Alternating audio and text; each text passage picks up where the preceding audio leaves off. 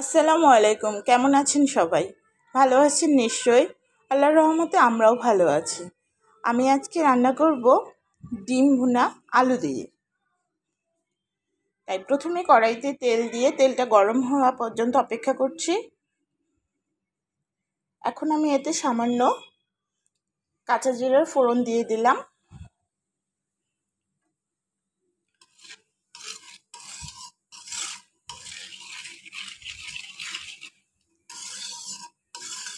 আপনারা হয়তো ভাবছেন আমি এতে সরিষার তেল ব্যবহার করেছি। না, সরিষার তেল না। আমি এই তেলটাতে ডিম আর আলুগুলো একটু ভেজে নিয়েছি, তাই তেলের রঙটা এমন দেখাচ্ছে। এখন আমি এতে দিয়ে দিচ্ছি কিছুটা কোচানো পেঁয়াজ। খুব বেশি দেব না, কারণ আমি একটু বাটা পেঁয়াজও দিব তার জন্যে। আর দিয়ে দিচ্ছি কেটে রাখা কয়েক ফালা কাঁচামরিচ। পেঁয়াজটা লাল হওয়া পর্যন্ত অপেক্ষা করছি। দেখেন পেঁয়াজটা আমার ভাজা হয়ে গেছে। আমি এতে এখন পেঁয়াজ বাটা আর সামান্য একটু জিরা ভেজে বেটে নিয়েছিলাম আর দিচ্ছি রসুন বাটা একসাথে।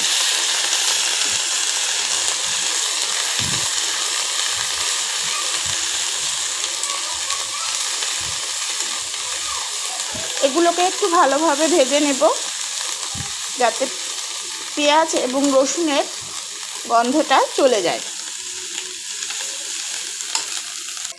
দেখেন খুব সুন্দর ভাজা হয়ে গেছে।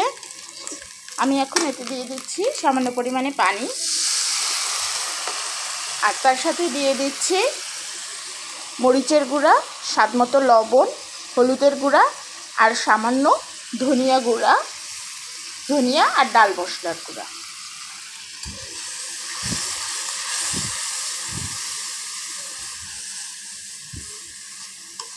বাসায় আজকে টমেটো ছিল না, এই রান্নাটায় টমেটোও দিতে পারেন, আমি তাই দেইনি। মশলাটা খুব ভালোভাবে কষিয়ে নিচ্ছি। হাতে যদি সময় কম থাকে বা বেশি কিছু বানাতে ইচ্ছে না করে, চট করে এই রেসিপিটা বানিয়ে অনায়াসে এক থাল ভাত খেয়ে নেওয়া যায়। এখন মশলাটা আমার কষানো হয়ে গেছে, কি সুন্দর তেল উঠে আসছে। আমি এখন দিয়ে দিচ্ছি ভেজে রাখা আলুগুলো আমি একটু লম্বা লম্বা করে কেটে নিয়েছি। মশলার সাথে আলুগুলো একটু ভালোভাবে কষিয়ে নিচ্ছি।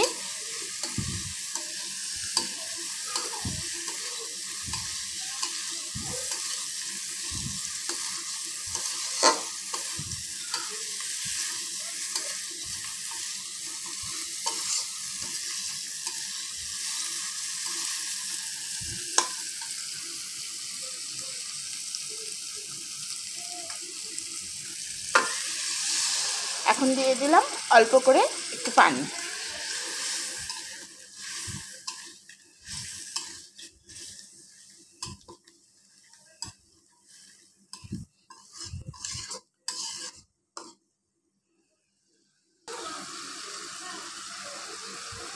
দেখেন আলুটাও আমার খুব সুন্দরভাবে কষানো হয়ে গেছে।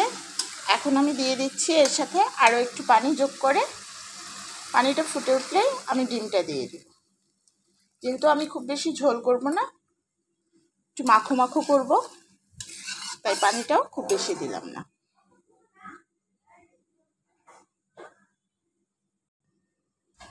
আমি একটু ঢেকে দিয়েছিলাম, ঢাকনাটা সরিয়ে দিচ্ছি। দেখেন ঝোলটা খুব সুন্দর ফুটে উঠেছে। এখন আমি ডিমগুলো একে একে ছেড়ে দিচ্ছি। ডিমগুলো আমি সেদ্ধ করে ভেজে নিয়েছি।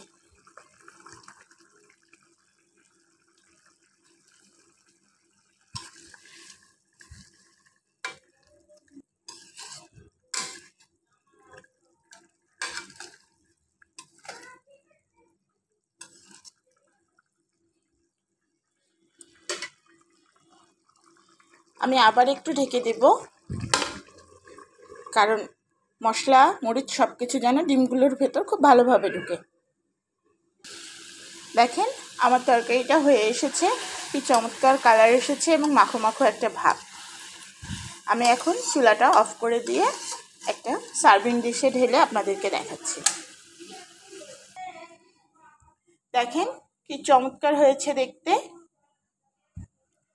বাসায় একবার হলে ওইভাবে বানিয়ে খেয়ে দেখবেন, আশা করি ভালো লাগবে আপনাদের।